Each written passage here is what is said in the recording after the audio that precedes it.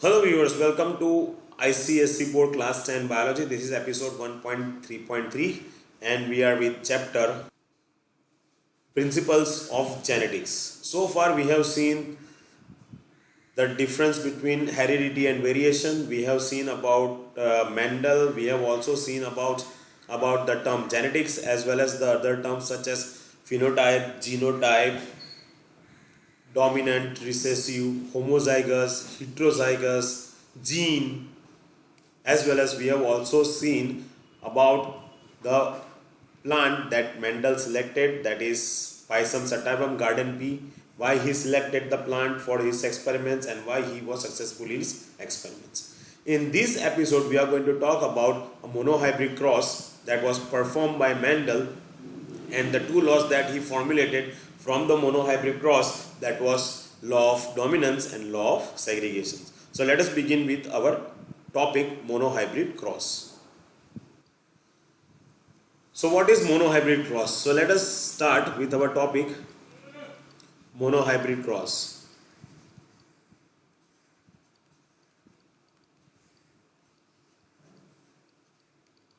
When one character, or you can say single character, is considered, when one character is considered for hybridization, when one or single character is considered for hybridization, it is considered as, or it is called as, or it is known as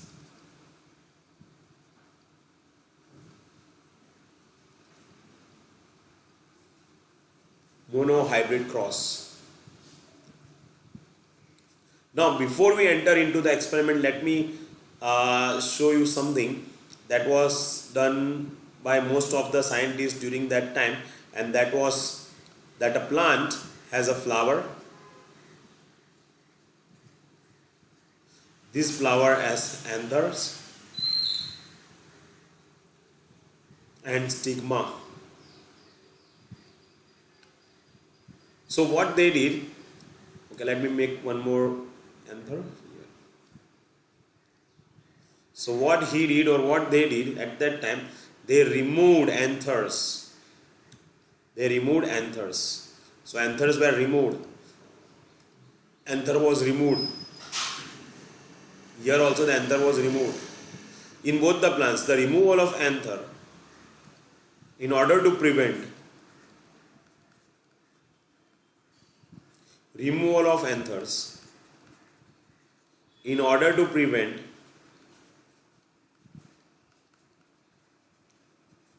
self pollination is called emasculation. So here Mendel did the same thing, because he doesn't want the plant to self-pollinate. So the plant that what he selected, that is garden pea Pisum sativum, it is having a bisexual characteristics. That means it is having anthers, androecium and gynoecium, and there is a possibility of self-pollination. He doesn't want to do any sort of a self-pollination. He want to do hybridization between a tall Pisum sativum and a short Pisum sativum. So in that case, he has to require to remove the anthers, and the process of removing anther is emasculation, and that is done for what? It is done for preventing the self-pollination.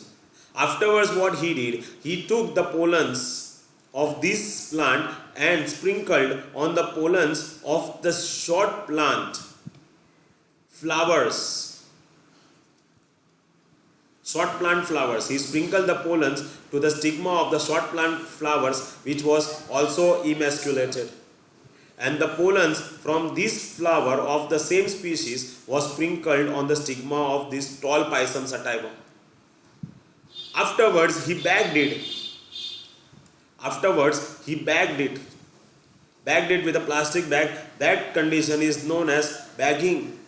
And the bagging was done in order to prevent cross pollination. So he did these two steps first. He did these two steps first in order to go for the prevention of self-pollination as well as prevention for the cross-pollination. So he did an artificial pollination with the help of a brush. He did this pollination, cross-pollination, pollens from this tall plant to the pollens of to the stigma of the short plant of the Pisum sativum. He did with the help of brush, but two different brushes. So here brush 1 from tall to short and brush 2 from short to tall. And afterwards he placed a plastic bag in order to prevent cross-pollination. So these were the two things he did before he entered into the monohybrid cross, before he entered into his experiments. So let us now do the theory part of his experiment. So what he did? He selected a character, a single character. And what was the character he selected? He selected height. And you know the plant what he selected? That was garden pea. What is the scientific name of garden pea? Pisum sativum. So Pisum, P capital, S small. So he selected Pisum sativum. He selected a single character that is height, and height is seen in the Pisum sativum as tall and short. So he selected one plant tall. So let this plant 1 be tall.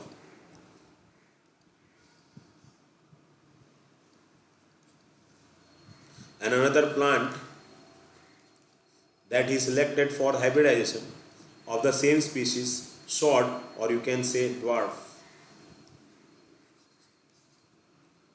Now, according to the modern concept, tall has genes capital T, that means they are homozygous dominant.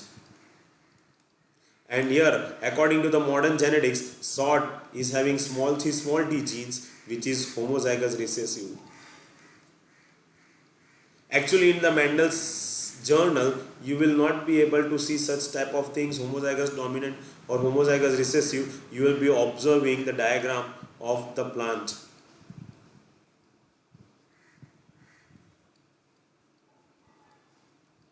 So this is a tall plant and this is a short plant. But modern genetics, we assume that the tall is having genes capital T and short is having genes small t. Dominant is always mentioned as in capital letters. It is homozygous, that means both the alleles are going to remain same. It is mentioned in a capital letters. While the complementary, that is short, is mentioned as small t complementary to the capital one in a lower case, and it is homozygous recessive. Dominants are always mentioned in capital letters and the recessives are mentioned in the complementary small letters. So let us work it out. So this one was tall and this one was short. So I will write down first of all tall crosses with short plant. This is parent 1, this one is parent 1. So one plant tall, another plant short. So this is parent 1 generation. So we say P1. And the genetics gene type of the tall is capital T, and the for small short plant is small t. So this one is considered to be the phenotype of the parents, and this one is considered to be the genotype of the parents. So this is which generation? It is P1 generation. So here it is mentioned as P1 generation. So P1 generation genes. So we put it in a circle. Now here gametes that are obtained is capital T, and here small t. And this is a cross between tall and short plant, so we say cross. So it is cross pollination. These are what gametes. And gametes are formed by the which process? By the process of meiosis. That means in a parent cell it will be diploid, and in the daughter cell it will be haploid. So that is meiosis, reduction, division.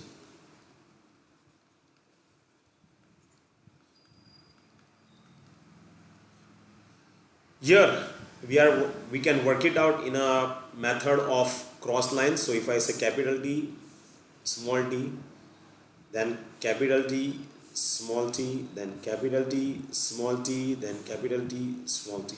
So you get 4 offsprings. I'm going to change color. So here capital T, small t, here capital T, small t, here capital T, small t, here capital T, small t. So these are my F1 generations, that is offsprings or F1 generations. This what I have mentioned here is the genotype, right? And all, how many offsprings are there? 4, and they are all heterozygous. Capital T, small t, dominant, that means tall. So here you see phenotype, tall, tall, tall and tall. So this one what I have mentioned here, tall, is a phenotype. How many offsprings are there? 4. All of them are tall. So the ratio for this one is 1. I hope you understood. Any questions here? Then looking to that one, when the Mendel saw that all offsprings were tall, he gave here the first thing, that is first law of dominance. Now what is the meaning of this law of dominance? The characters which are expressible in the F1 generation, the characters which are expressible in the F1 generation are considered to be the dominant characters. So here in tall and short, which character was expressible? Tall character was expressible. Where it is expressible? It is expressible in F1 generation, or you can say in offspring. So when the characters which are expressible in the F1 generation, that characters are considered to be the dominant characters. And the characters which are not expressible, which character is not expressible? Small t, that is short character is not expressible.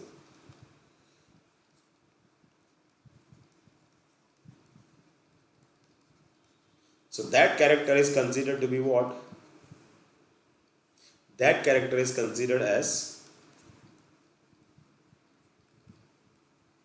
recessive characters. So this became the law of dominance. Those characters which are expressible in the F1 generation are known as dominant characters. So the characters which are dominant in parent will be expressible in the offsprings. So dominant characters present in the parents are expressible in offspring.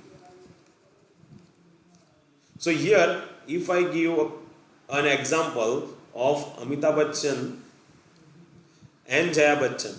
So Amitabh Bachchan and Jaya, as for example, if Amitabh Bachchan having genes of tall and Jaya Bachchan having genes of short, and one gamete from the Amitabh Bachchan is capital T, another gamete from Jaya Bachchan is small t, then the Abhishek Bachchan is tall. Abhishek Bachchan is tall. Then this tall, which is coming from his father, capital T, is a dominant character.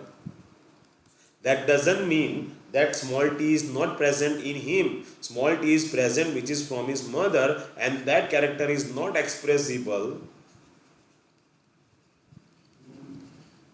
That character is not expressible. That is considered to be a recessive gene. So Abhishek Bachchan is tall like his father, because tall is a dominant character and it is expressible. So small t is present in Abhishek Bachchan, but it is not expressible. That gene is considered, or that character is considered as a recessive character. So that is a law of what? Law of dominance. So that one was given by Mendel. Law of dominance was given by Mendel. So afterwards, when he saw that all the offsprings were tall, there was a question in his mind. Question was, when does the character, which character? Recessive character. When does the recessive character will be expressible? So this was the question in his mind. This was the question which was going in his mind. So when you are mingling the tall character with a short character of a height, tall and short is a character of a height. So when tall and short are mingled together, are crossed together, all the offsprings that are available in the offsprings, if you see, all of them are tall. All the offsprings available, all the offsprings that are formed, all the offsprings that are produced are having a phenotypic tall which is dominant like it's one of the parent. Then what happens to the recessive one? Why recessive one is not expressible? When it will be expressible? So for that he has to do the further one more step, and that is he did the self pollination of F1 generation. So he did the self pollination of F1 generation. I am zooming out so you can see it proper. So here, so this one was the P1 generation. P1 generation produces F1 generation. Now the F1 generation has grown up, and this F1 generation has become parent. So capital T small t crosses with capital T small t. Both of them are same genes. That means it is what? It is self pollination. This is for what? It is for checking out whether in the next generation recessive character will be appear or not. When does the recessive character will be expressible? This was the question in his mind. This was the curious question in his mind which led to the second law, that is law of segregation. So when he went further down for one more generation, this becomes P2 generation. Here capital T, small t are the gametes. Capital T, small t are the gametes. So these are gametes. And the gametes are formed by the process of what? Gametes are formed by the process of meiosis. Just like what we have done here. Now, here I have done cross. These what we have done are the cross lines. But I am doing one more method. Which was adopted by most of them, and that method is of Punnett square. Punnett is a name of a biologist or a mathematician, or you can say because he was both. He was biologist as well as mathematician. And Punnett had developed a method of obtaining offsprings in a tabular form. So what is Punnett square? Punnett square is the method developed by Punnett for writing or for obtaining the offsprings in a tabular form. So here gametes, capital T, small t, capital T, small t. Now these together, so it is capital T, capital T. This one capital T, small t. This one capital T, small t. And this one small t, small t. This one was not developed by Mendel, it was developed by Punnett. So what we are doing according to the modern genetics, not what Mendel has done. We have selected the character that was selected by the Mendel. So here we are using the selection of Mendel only. Mendel has selected tall and short plant for his hybridization. It is a single characters in a garden P that what he selected, and that is Pisum sativum. But we are just modifying. Otherwise, we have to draw all the diagrams like Mendel did it in his experiments. Mendel has not written such things. This is a modern genetics. Mendel has drawn the diagrams. So you are not going to see it and draw diagrams for each and every offsprings. So that's why we are making it easy with the help of modern genetics. That is capital T, small t, capital T, capital T, small t, small t.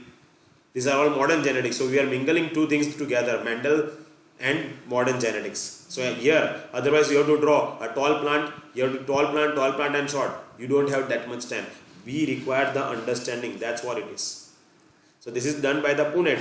And one more thing, genes was not been known at the Mendel's time. So he was knowing about only the phenotypic characters. So we'll write the phenotype. So phenotype that Mendel obtained in the offsprings was related to tall and short. So how many offsprings were tall? If you check it out, this one is tall because it is homozygous. This one is heterozygous tall. This one is heterozygous tall. So 3 of them were tall. And which one is the other one, remaining one? The remaining one you see, this is the short one. So it is one is short. So these phenotypic characters that is tall and short with a ratio of 3:1 is known as monohybrid ratio. So if it is asked in examination that what is monohybrid ratio, the phenotypic ratio of a monohybrid cross, that is 3:1, is known as monohybrid ratio. Because Mendel obtained 3 plants which were tall. So if I draw the diagram of Mendel, then it will be like this.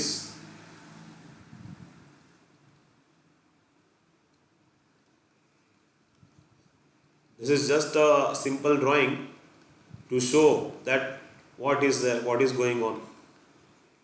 So this plant is tall, this plant is tall, this plant is tall, and this plant is short. So 3 plants that what you obtained is tall, and the 1 plant that obtained was short. So this ratio, phenotypic means what? The expressible characters. The characters which are seen in an individual, the physical expression of an individual, offsprings or organisms are considered to be the phenotype. So here 3 were tall and 1 is short. This phenotypic ratio of a monohybrid cross, because it is developed from a single characters, this is known as monohybrid ratio. But suppose if we use the modern genetics, and modern genetics then will go for genotype. If we go for genotype, then genotype you obtain what? Capital T, capital T, capital T, small t, and small t, small t. These are the genotypes. So one was capital T, that is homozygous pure dominant. This is heterozygous impure dominant, and this one is homozygous recessive. So here homozygous recessive is 1, here homozygous dominant is 1, while capital T small t is 2. So what is the ratio of genotype of the monohybrid cross? That is 1:2:1. But Mendel was not aware of these genes. So unless and until you are asked in the examination, you don't have to mention it. When it is asked in examination, then only you mention about the genotypic ratio of a monohybrid cross is 1:2:1. Otherwise, which is the monohybrid ratio? This one is the monohybrid ratio. The phenotypic ratio 3:1. The phenotypic ratio 3:1 of a monohybrid cross is known as monohybrid ratio. And what was the question he asked? When does the recessive character will be expressible? Then if you see here, the recessive character is expressible here. Which is a recessive character? Small t is expressible. So he gave the law of segregation. So afterwards, after completing the whole thing, he gave, because that was the question he asked, when the recessive character will be expressible. So in a monohybrid ratio, he obtained that the one character that is seen in the offspring is of a short, not a question of a tall. Why? Because tall crosses with tall, it gives tall. But when tall crosses with short, then you get all tall in the F1 generation. Then the question arises, when will you get the recessive small t? When will you get the recessive small, or you can say recessive short parent? So for he has done the further F2 generation, where he has used self-pollination between the same offsprings, capital T, small t, capital T, small t, and to his surprise, he obtained the short plant. So there he gave the law of segregation. Now law of segregation maintains what? Purity. It maintains purity. That's why law of segregation is also known as what? Law of purity, because it maintains the purity of gametes. He was able to obtain small t. How we able to obtain small t? By doing a self-pollination between the same flowers between the same species, self-pollination. This is capital T, small t, capital T, small t. That is an individual of which generation? F1 generation. So the gametes which were segregated in F1 generation, you see in F1 generation both the gametes are segregated. One gamete capital T with the small t, another gamete capital T with the small t. So small t was segregated and they reunited together in the F2 generation. So that is a law of what? Law of segregation, also known as law of purity. Here question is asked, which law is known as law of purity? Why? Law of segregation is known as law of purity. Why? Because it maintains the purity of gametes, that is the homozygous recessive. See, homozygous recessive, it is pure. There is no hybridization in between. If it would be capital T, small t, then it is a hybrid, but it is not obtained hybrid. This is the law of segregation, law of purity of gametes. So pair factors, it says pair factors responsible for a character segregate into gametes. So they are segregates. Capital T crosses small t, they got segregated. Small t went with capital T, small t went with capital T. So they get segregated, they get separated. But recombination takes place. Recombination takes place when fertilization is occurring. Fertilization means what? Capital T, small t crosses with capital T, small t. Then there is a possibility of having, there is a definitely possibility of having small t. That's known as law of segregation. I hope you understood this episode of monohybrid cross and the two laws, that is law of dominance and law of segregation. So two laws. So which were the two laws designed on the monohybrid cross? Law of dominance and law of segregation. This is one more question. So I hope you understood this whole session related to monohybrid cross and the monohybrid ratio. If you don't, please see the video once or twice, then you will really able to understand. I try to make it really easy. Then also if you have any sort of a doubt or sort of a questions, please let me know in the comment box. Thanks very much guys, and I'll see you in the next episode with law of independent assortment and dihybrid cross, because law of independent assortment is given on the basis of dihybrid cross. Once again, before concluding, before stopping, here law of dominance and law of segregation was based on which cross? Monohybrid cross. So monohybrid cross, let me write here, monohybrid cross or ratio has given two laws. Number one, law of dominance, and number two, law of segregation. Please keep this one in mind, it is 1 mark question. Thanks very much guys, and I'll see you in the next episode for the dihybrid cross and law of independent assortment.